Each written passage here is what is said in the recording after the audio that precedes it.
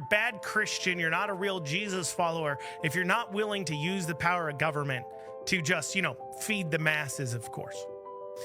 But what they miss is that, and this is why these people are not, if they are real Christians, they clearly are either, they have some sort of strange pastoral counseling going on. I've searched the Bible many times over. I've read it in its entirety a few times. And I have never found the line in the Bible that says, be charitable, give to others. I have found that. But if somebody doesn't want to be charitable, go ahead and use the force of government, which ultimately means use the force of imprisonment, because if you don't pay your taxes, what's going to happen? Men with guns will show up and arrest you, deprive you of your liberty, and throw you in jail.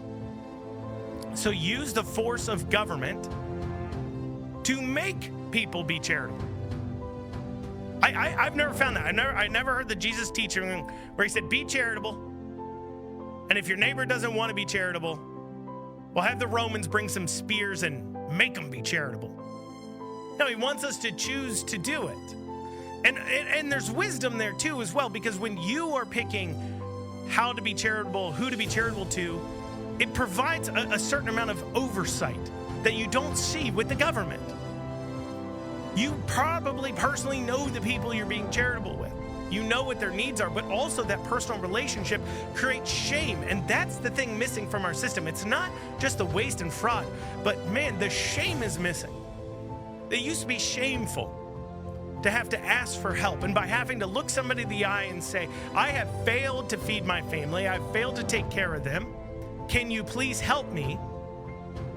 And by saying that and looking somebody in the eye, it created shame that encouraged you to go out there and actually, fix the problem, get off the dole, provide for your own family. But that shame is missing.